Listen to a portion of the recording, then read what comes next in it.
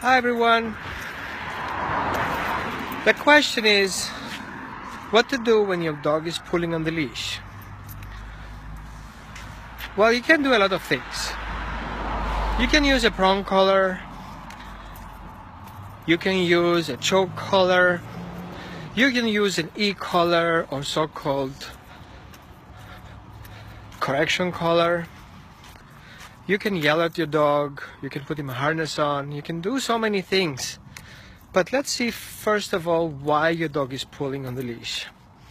The dog is pulling on the leash because he thinks he can predict where you're going. So how about we become unpredictable? Come. Good. Slow. If your dog knows where you're going, he most likely wants to be ahead of you because he has a drive to protect you, and therefore he is attracted to be in front.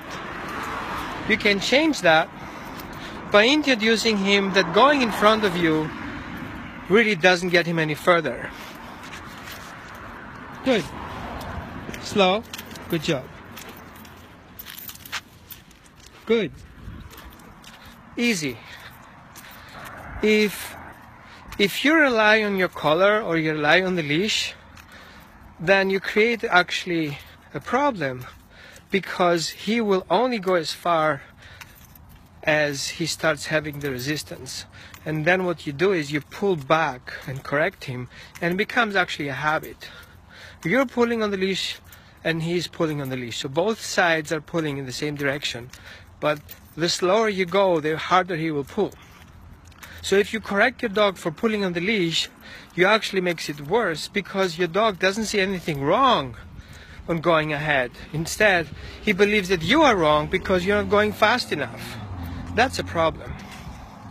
So what we do next is actually we put some prong collar on, and the dog is being handicapped to pull on the leash by causing pain. Yeah, I know some of you will say a prong collar doesn't use pain. Whatever, we're not there. We want to teach the dog that pulling on the leash is not desired. It's not part of the job. Because we have to be honest here. We have working dogs. So we want to create a job for that dog. And the job means do not pull on the leash, because by pulling on the leash, we just stop. Come. Let's go. Good. Slow. Good job. Yes. Good boy. Good. Easy stuff. So, step number 1. If your dog is pulling on the leash, I want your hand to be not like that. I want the hand to be loose. Right? Let's go. Nothing else. Just loose hands. Every direction I go, that's what I do. I'm not telling my dog what to do. I only reward him when he's next to me. Good boy. Loose leash. So in your head, you should have your mind that the dog is not pulling on the leash, and not instead doing that and then rolling your hand and you're in that part. That's not leash walking. And if I do that, I get this, right? But if I do this, I get loose leash. Interesting, right? Because if we have the concept the dog is pulling because it's a bad dog, then we are a bad handler, because we resist of the dog doing his job because he perceives that pulling on the leash is the right job. So, back to the beginning. Loose leash. Give your dog 6 feet ahead of the leash. Before the leash gets tense, you make a U-direction and change directions. Good job. Wait. Come. Let's go. Good. And change directions.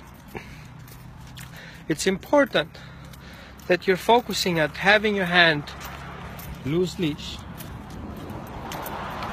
Loose leash. That's your focus. While your dog is focusing at being with your side all the time. Because every time he goes ahead, you change direction. Good. So, the predictable part of you is that you are unpredictable. And the predictable part of your dog is that he wants to follow you all the time, because going ahead just makes him fail on the job. And dogs do not like failing on the job because they are working dogs. Okay? So your job is to be unpredictable, and your dog's job is to follow you because you're unpredictable. Right? So trust yourself. Take a little 6-foot leash, put him a good buckle collar on, get rid of the prong collar, and start walking loose leash in your yard. Don't think that having a power over your dog will help your dog. You have to step into your power, though, in order to take away the job of the dogs being protective over you. Because if you're scared of walking your dog's leash, then actually your dog starts protecting you because you're scared. But it doesn't take this fear of you being fearful over your dog's behavior. He thinks that everything that comes up to you is dangerous, and that's why you're afraid. And that makes him protective over your fear of your dog's behavior. You see this circle? So step out of that fear. Step out of it and be conscious. I'm going to walk my dog today, and I will not be afraid of it. Leave the prong collar on, leave the choke collar on, but don't rely on it. Rely on you being unpredictable. Rely on your dog following you because you're unpredictable. Unpredictable by remaining in your power and not being afraid of. It's a big dog, but remember, you're unpredictable, and that makes you attractive. Enjoy your dog responsibly. If you have any problems with that, if you don't like the prong collar, if you don't like the choke collar, it's safety for sometimes.